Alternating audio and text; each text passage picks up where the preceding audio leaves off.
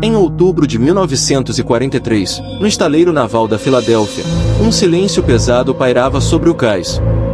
O contratorpedeiro USS Eldridge, recém-pintado e imponente, estava ancorado, cercado por cabos grossos e equipamentos experimentais.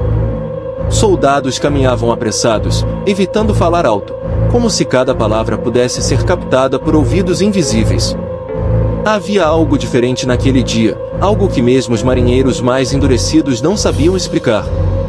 Dentro do navio, os corredores estreitos e abafados estavam repletos de cabos elétricos, bobinas imensas e máquinas improvisadas que chiavam e pulsavam com energia. Não era um navio comum, haviam transformado o Eldridge em um laboratório flutuante, um campo de teste para uma tecnologia que poucos compreendiam. Oficiais sussurravam sobre invisibilidade, mas a palavra ecoava mais como superstição do que ciência. Os homens da tripulação, jovens em sua maioria, recebiam ordens secas: manter posição, confiar nos superiores, seguir o protocolo. Mas o desconforto era evidente. Havia histórias circulando, rumores de que ratos sumiam ao se aproximarem das bobinas, de que ferramentas deixavam de refletir sob a luz, e até de sombras humanas projetadas em paredes onde ninguém estava presente. Na manhã marcada para o teste, o clima estava sufocante. O céu, carregado de nuvens cinzentas, parecia pressionar o estaleiro inteiro.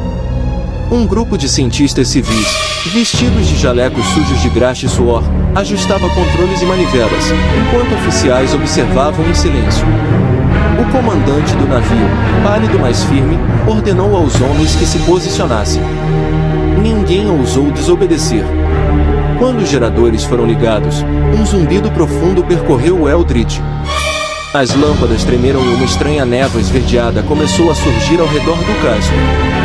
O ar se tornou denso, vibrante, como se o mundo inteiro estivesse sendo puxado para dentro de um vórtice invisível. Soldados no cais observaram com espanto enquanto o navio parecia ondular diante dos olhos, como uma miragem prestes a se desfazer.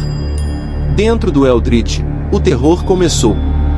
Os tripulantes sentiram o chão vibrar sob seus pés, e alguns foram jogados contra as paredes, incapazes de se mover. Um cheiro metálico e enjoativo tomou conta do ar. Havia gritos, não apenas de dor, mas de confusão. Homens gritavam que seus corpos não respondiam, que suas mãos atravessavam o metal, que a pele queimava sem fogo.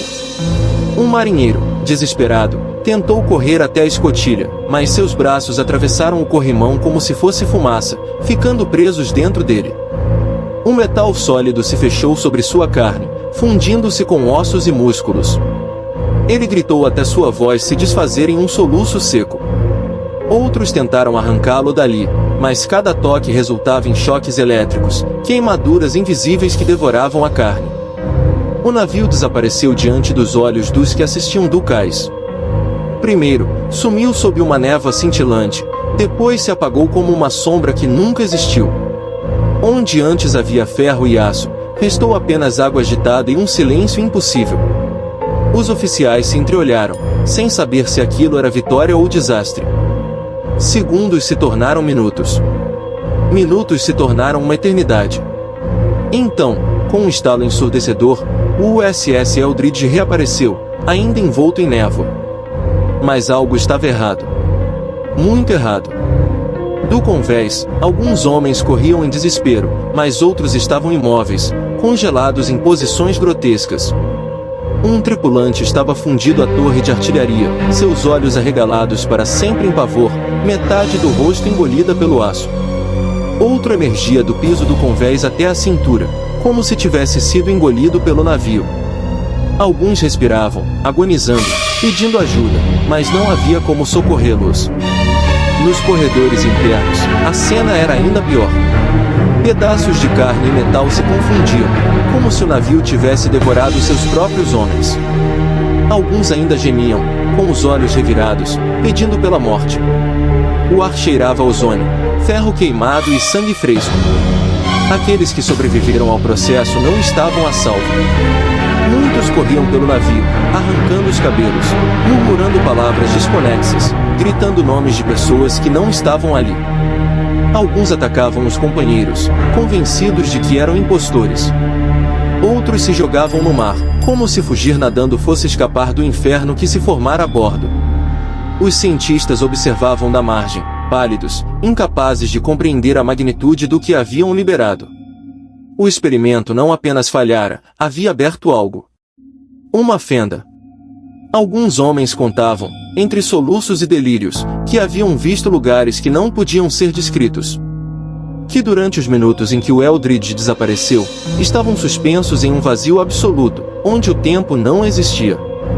Outros juravam ter ouvido vozes vindas do escuro, promessas sussurradas em línguas que nenhum deles conhecia. Havia quem falasse de criaturas enormes, feitas de sombra e luz, observando-os com olhos que ardiam como sóis distantes. E, talvez o mais perturbador, alguns sobreviventes simplesmente sumiram. Estavam lá em um instante, e no outro desapareciam diante dos olhos de seus companheiros, como se fossem engolidos por uma realidade paralela. Nenhum deles jamais voltou.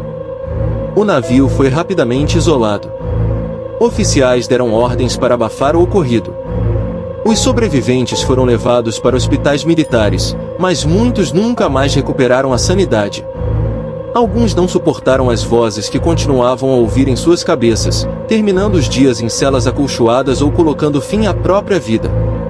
Outros simplesmente se apagaram da existência, deixando camas vazias e médicos aterrorizados. No estaleiro, o USS Eldridge permanecia como uma cicatriz metálica. Partes de corpos ainda incrustadas no aço foram removidas às pressas, mas alguns fragmentos jamais puderam ser separados do casco. Era como se o navio tivesse assimilado os homens para sempre. Trabalhadores que ousaram se aproximar juravam ouvir batidas no metal durante a noite, como se mãos invisíveis ainda tentassem escapar dali. O governo ordenou silêncio absoluto. Documentos foram trancados, relatórios destruídos.